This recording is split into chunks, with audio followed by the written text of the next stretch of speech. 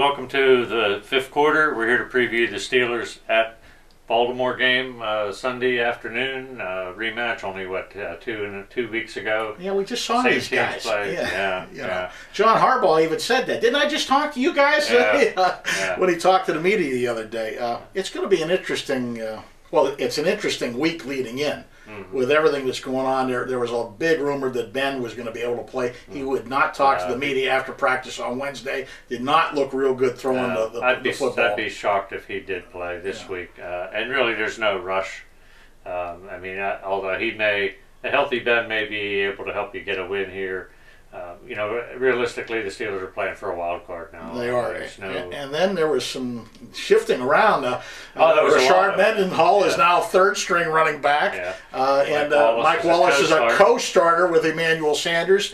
And you know what really killed me talking to him at practice the other day? It seemed like nobody cared. They don't care. They don't. I don't think either one of those guys.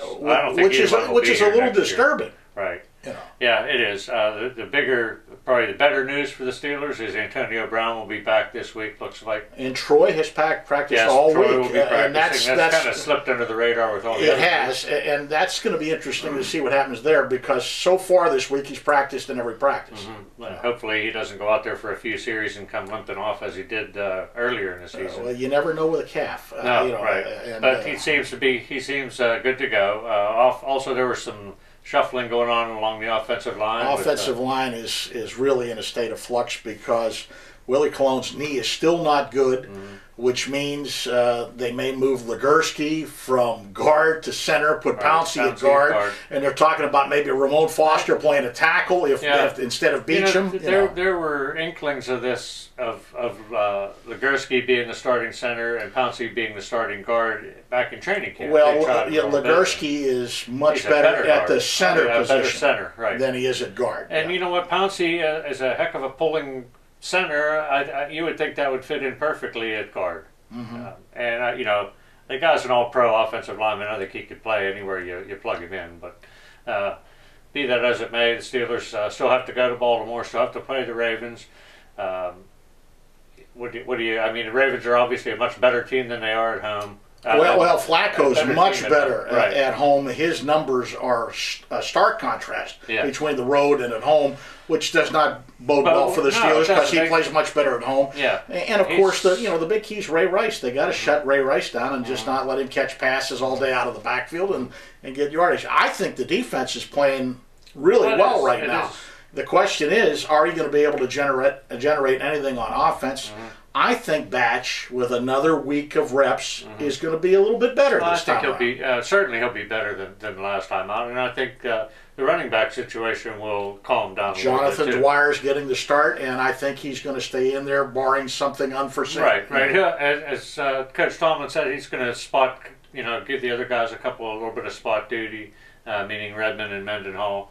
But Johnny Dwyer is going to become the workhorse back, and it's about time, I think. Well, there's no question. I thought he was the most productive of the backs all along. I mean, Redmond had the one game against the Giants where he played well, but he's been in and out, and his ankles are still both ankles are still bothering him. And Mendenhall, like I said, I think he's rusty. I think he's come back off that injury, and I got to be honest with you, I just question his attitude. I don't think he cares much anymore about this team, this city, anything about this season. He's looking forward to moving on, I think. But with Antonio Brown being a target for Batch, that's going to help him an awful lot. It's going to be interesting to see. I just think they're going to have a lot of problems because it is at Baltimore, and Baltimore's so much better at home. Yeah. And with that, I guess we should get to our picks. The Steelers couldn't beat them at home, couldn't beat the Ravens in Pittsburgh. I guess it could happen, and I would be shocked if it did, but I'm not going to pick them to win. It is the NFL, and anything can happen. But, I like the Ravens. I like the Ravens at home, too, in a close game. I don't think it's going to be a... No, it'll be a low-scoring close game, as they all seem to be. Right. And then, it'll be up to the Steelers to, I guess, pretty much run the table from there to sneak into the wild card. Which won't be easy, and we'll talk about that as it goes along. But they've certainly, if they lose this game, they're going to have their work cut out for them. They'll drop to 6-6. Right. Well, only one other time, I think, since '89 have they been since I think it was the early 90s. Only one other time at this point in the season have they been 6-5. And that was? And I forget the year it was, but they did not make the playoffs. Oh, really? Yeah. I was going to guess. I was wondering if it was 05 when they ended up going to the playoffs and win the Super Bowl. No, it was another year, but they did not make the playoffs. Okay. I think that's what I read. I was reading a note down at the Steelers the other day. But I like the Ravens. Okay, I do as well. That'll do it for this edition of the Fifth Quarter. Thanks for tuning in. We'll see you next time.